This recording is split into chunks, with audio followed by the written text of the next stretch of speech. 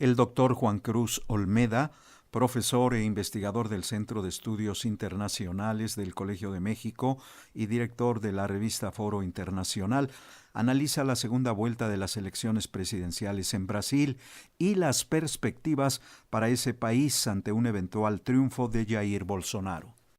Hoy los ojos se posan en Brasil, en donde tendrá lugar la segunda vuelta de las elecciones presidenciales que definirá quién gobernará el país por los próximos 4 años. Los brasileros y las brasileras que concurran a las urnas deberán decidir entre los dos candidatos que más votos obtuvieron en la primera vuelta, el ultraderechista Jair Bolsonaro y el candidato de centroizquierda del Partido de los Trabajadores, Fernando Haddad.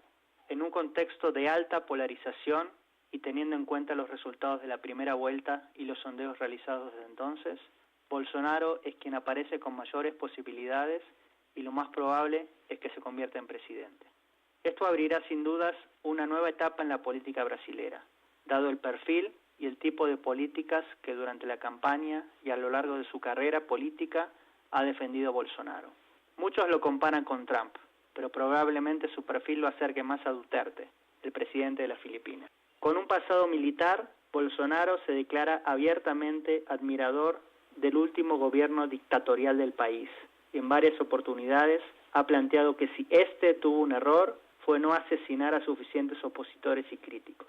Entre sus propuestas en temas de seguridad, no solo ha planteado otorgar mayores poderes a las fuerzas policiales, sino también impulsar la libre portación de armas por parte de la ciudadanía y ha coqueteado incluso con la posibilidad de promover la pena de muerte para ciertos delitos, algo que no existe hoy en día en Brasil.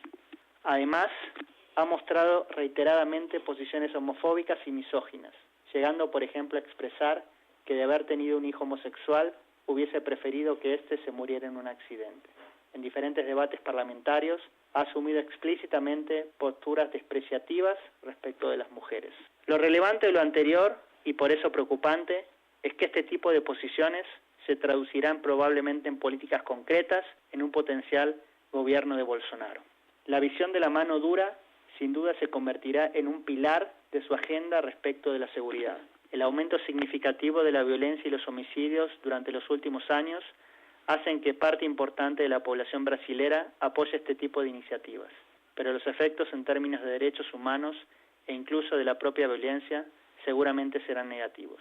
Bolsonaro ha propuesto reiteradamente que las fuerzas de seguridad deben tener mayores atribuciones para actuar, expresando que un policía que mata a un delincuente, sin importar las circunstancias, debe ser premiado antes que investigado.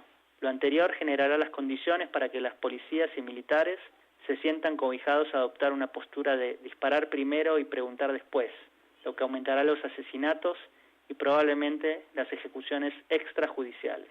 Lo anterior se conjugará con una postura sumamente conservadora en el plano de la política cultural, social y educativa.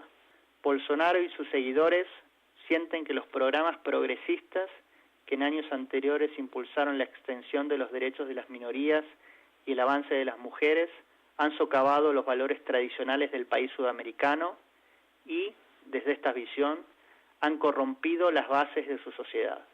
El propio lema central de su campaña, Brasil por encima de todo, Dios por encima de todos, hace previsible un retroceso sustantivo en la agenda de la pluralidad y los derechos individuales que caracterizó a los anteriores gobiernos. Es probable que en este contexto aumenten los ataques por parte de los grupos ultras que apoyan a Bolsonaro hacia las minorías. En términos de las relaciones internacionales, también se observarán cambios.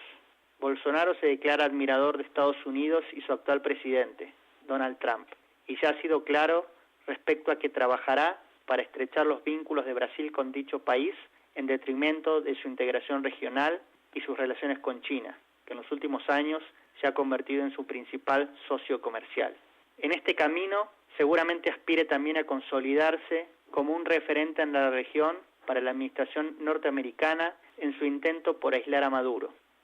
El hecho de que Brasil comparta fronteras con Venezuela y que en los últimos tiempos se hayan generado roces entre ambos gobiernos por la migración proveniente de este país constituye un antecedente preocupante que puede augurar una escalada en el enfrentamiento entre ambos presidentes.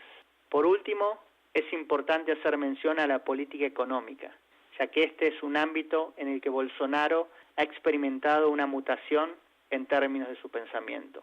Si en el pasado tendió a adoptar posturas orientadas a defender el rol del Estado en la economía, desde hace un tiempo ha dejado la elaboración de sus propuestas a Paulo Guedes, un economista ultraliberal formado en la Universidad de Chicago, que muy posiblemente se convierta en el ministro de Economía de su gobierno. Guedes aboga abiertamente por la necesidad de privatizar la mayor cantidad posible de empresas estatales, disminuir el gasto público, reducir los impuestos a las corporaciones y reformar el sistema de pensiones para pasar a un modelo de capitalización. Paradójicamente, estas propuestas se han generado oposición interna en el campo bolsonarista y habrá que ver de qué manera se concretan. Sin duda, este último punto será relevante. Si bien Bolsonaro podría llegar a la presidencia con una agenda clara, muchas de sus propuestas requerirán cambios constitucionales o nueva legislación para poder implementarse, y el Congreso deberá jugar un rol central. El problema es que en su nueva conformación, el legislativo estará sumamente fragmentado, con 30 partidos controlando curules. De hecho, el partido del presidente solo tendrá alrededor del 10% de la Cámara de Diputados, lo que hará que Bolsonaro se vea forzado a negociar.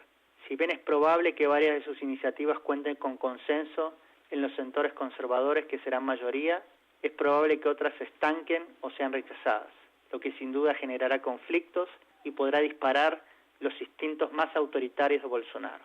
Si bien aún será necesario esperar para ver cómo se desenvuelve un futuro gobierno bolsonarista, el simple hecho de que una figura extrema que en otras circunstancias no debería dejar de tener un rol marginal en el sistema político esté a la puerta de llegar a la presidencia del país más grande de la región es un indicador de que la democracia se encuentra amenazada. La ola de ultraderecha que desde hace tiempo se viene macerando en Europa y se ha puesto un pie en Estados Unidos parece ahora haber llegado a América Latina y lamentablemente, probablemente para quedarse. Para Radio Educación, Juan Cruz Olmeda, profesor e investigador del Centro de Estudios Internacionales del Colegio de México.